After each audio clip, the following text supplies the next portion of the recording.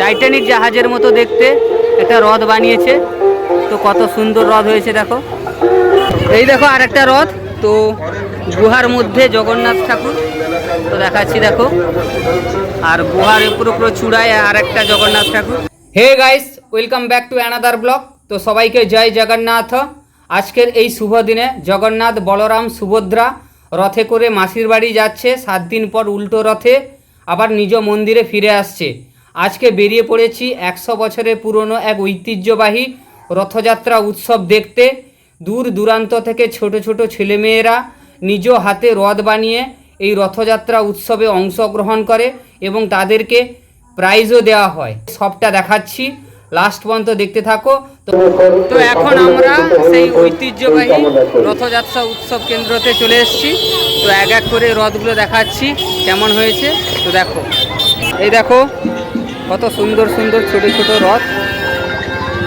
কেউ কিনে নিয়ে এসছে, কেউ নিজ হাতে বানিয়েছে। এই যে রথটা দেখো, পুরো আইফেল টাওয়ারের মতো লাগছে। আর এখানে ছোট একটা আইফেল টাওয়ার।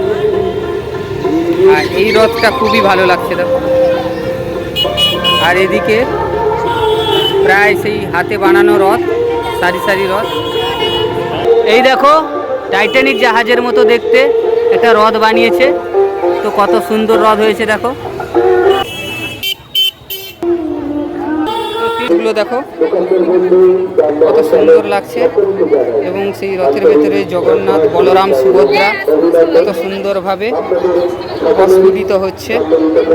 আর এই রথটা দেখো, কত বড় রথ দেখো। মানে এ কীভাবে বানিয়েছে জানি না, মোটামুটি অনেক পরিশ্রম খরচ হয়েছে। বেশ বড় রথ।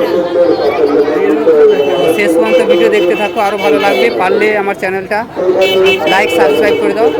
তো এই আর একটা রথ দেখতে পাচ্ছি দেখো, পুরো আইফেল টাওয়ারের মতো।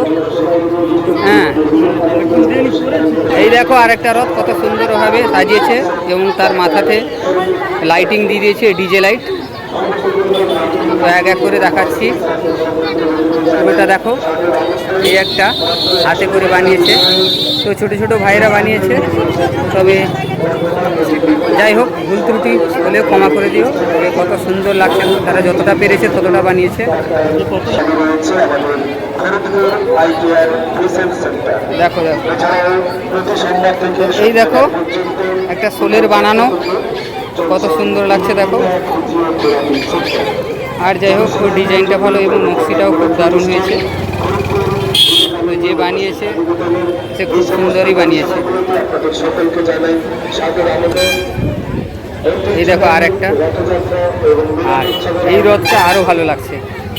তো জগন্নাথ ঠাকুর উপরেও আছে, নিচেও আছে, পুরো জগন্নাথ ধামের মতো হয়েছে। এই দেখো আর একটা রথ। তো গুহার মধ্যে জগন্নাথ ঠাকুর তো দেখাচ্ছি দেখো। আর গুহার পুরো চূড়ায় আর একটা জগন্নাথ ঠাকুর। আর এখানেও একটা সোলের বানিয়েছে। দেখো এর ডিজাইনটা দেখো, নকশিটা খুবই ভালো হয়েছে। আর এই রথের কি নাম দেবো জানি না।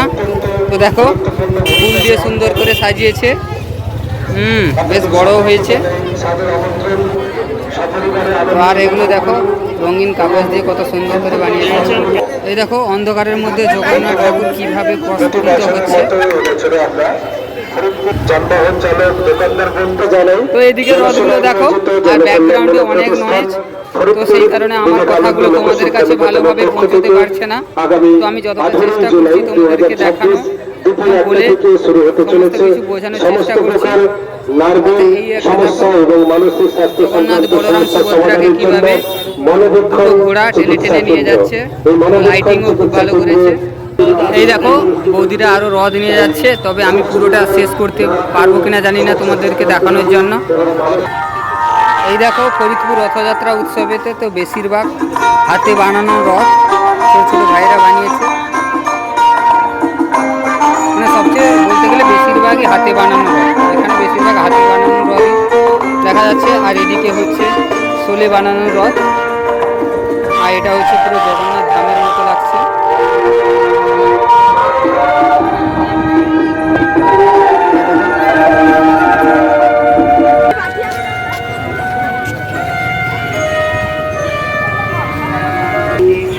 আর এগুলো যতগুলো রথ দেখছো সব শোলের বানানো, তো খুব ভালো ডিজাইন। তো এই রথটা দেখো কত সুন্দর লাগছে, এই রথগুলো বেশ দারুণ লাগছে।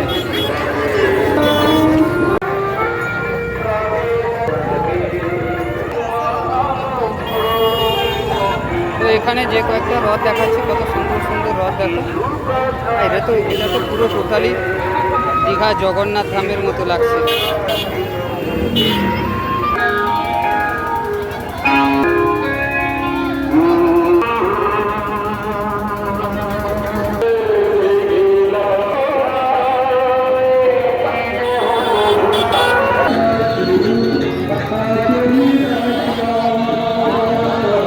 এই জায়গাতে কতগুলো রথ আছে হিসাব করতে পারবে না, তো জায়গা নেই বলে 1 কিলোমিটার জায়গা জুড়ে রথযাত্রা বসছে, কিন্তু তাতেও মানুষ রথ রাখতে পারছে না, বিশেষ করে ছোটো ছোটো ছেলেরা রথ রাখতে পারছে না।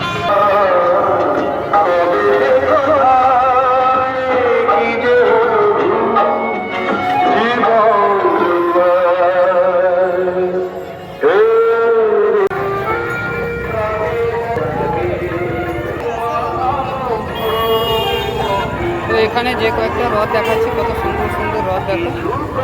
এটা তো পুরো টোটালি দীঘা জগন্নাথ ধামের মতো লাগছে।